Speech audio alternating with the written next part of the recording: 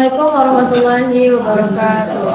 Assalatu wassalamu ala asyrofil anbiya'i wal mursalin wa ala alihi washabihi ajma'in. Amma ba'd. Pertama-tama kita panjatkan puja dan puji syukur atas kehadirat Allah yang telah memberikan kita nikmat dan hidayahnya. Tak lupa juga salawat serta salam kita curahkan ke Nabi besar kita Nabi Muhammad SAW, keluarganya beserta sahabatnya. Semoga kita semua mendapatkan syafaatnya. Tak berlama-lama lagi, mari kita langsung tertuju pada materinya yang berjudul Motivasi Isra Mi'raj dalam mewujudkan jiwa yang taat dalam meraih iman dan takwa kepada Allah Subhanahu wa Ta'ala. Perkenalkan, nama saya Ismatul Mola Dan saya Ulansari dari kelompok 4 Camat Official kelas 11 IPA 5 SMAN Negeri 1 Arjawinang. Isra Mi'raj berasal dari dua kata, yaitu Isra berarti mempunyai arti perjalanan Nabi Muhammad di malam hari, sedangkan Mi'raj adalah perjalanan Nabi Muhammad dari Masjidil Haram ke Masjidil Aqsa, lalu naik ke langit sampai Sidratul Mustafa Toha. Dalam sejarah Islam, yang dimaksud Isra Mi'raj adalah perjalanan Nabi Muhammad di malam hari dari Masjidil Haram ke Masjidil Aqsa, lalu naik ke langit sampai Sidratul Muntaha. Satu perjalanan Isra Mi'raj dari Masjidil Haram ke Masjidil Aqsa. Peristiwa Isra Mi'raj terjadi pada tanggal 7 Rajab tahun 601 Masehi. Pada malam itu Nabi Muhammad sedang berada di hati Bakat Ka'bah. Malaikat Jibril datang menghampiri Rasulullah dan membelai dadanya. Malaikat Jibril pun kemudian membersihkan dada Rasulullah menggunakan air Zam-Zam. Kemudian Malaikat Jibril memasukkan hikmah dan imannya. Malaikat Jibril mendampingi Rasulullah mengendarai buraq menuju Masjid Aqsa di Palestina. Nabi Muhammad dalam perjalanan ke Masjid Aqsa itu melewati beberapa tempat, di antaranya Madinah, Madian, Tursina, dan Bethlehem.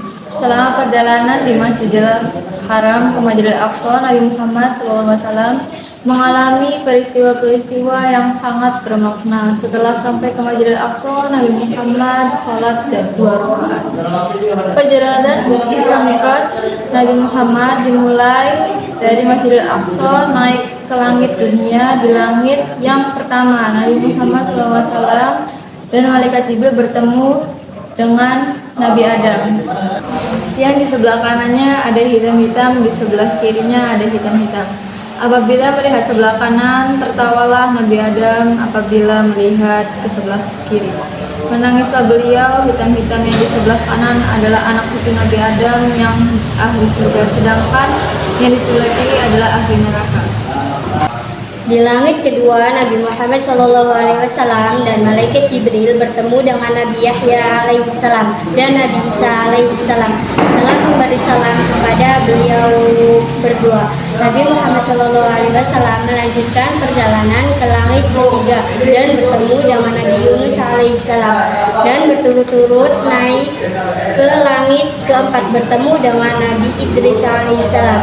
Di langit kelima bertemu dengan Nabi Harun alaihissalam. Di langit keenam bertemu dengan Nabi Musa alaihissalam, dan di langit ketujuh bertemu dengan Nabi Ibrahim alaihissalam. Di langit ketujuh Nabi Muhammad SAW dan Malaikat Jibril naik ke Sidratul Muntaha, yang di dalamnya terdapat 4 sungai.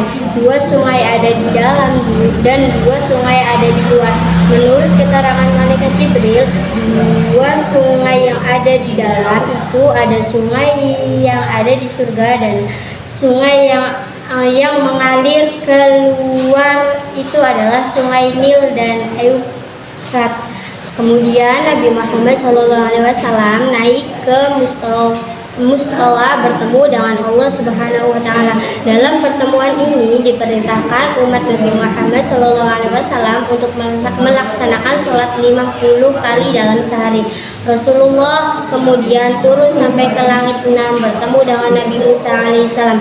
Beliau menyarankan untuk meminta keringanan kepada Allah Subhanahu wa Ta'ala dengan alasan umat Nabi Muhammad SAW tidak akan sanggup untuk melaksanakannya. Setelah menghadap Allah Subhanahu wa Ta'ala, akhirnya kewajiban sholat itu menjadi 5 kali sehari semalam dengan membawa dengan membawa perintah dari Allah Subhanahu wa taala berupa sholat fardu 5 waktu sehari semalam. Akhirnya Nabi Muhammad dan malaikat Jibril turun ke bumi. Kejadian dalam Isra Mi'raj Nabi Muhammad SAW. Berikut ini beberapa kejadian diantaranya, yaitu Nabi Muhammad SAW diperlihatkan wajah-wajah malaikat penjaga neraka. 2.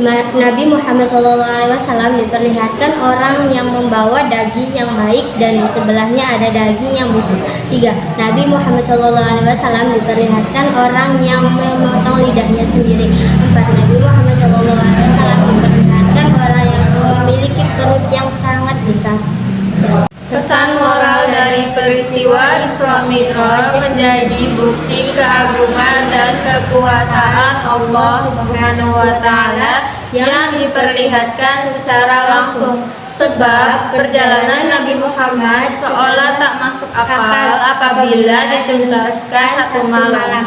Akan tetapi mempercayai kuasa Allah memerlukan kacamata keimanan. Dan sekian dakwah singkat dari kami, kurang lebihnya mohon maaf. Wassalamualaikum warahmatullahi wabarakatuh.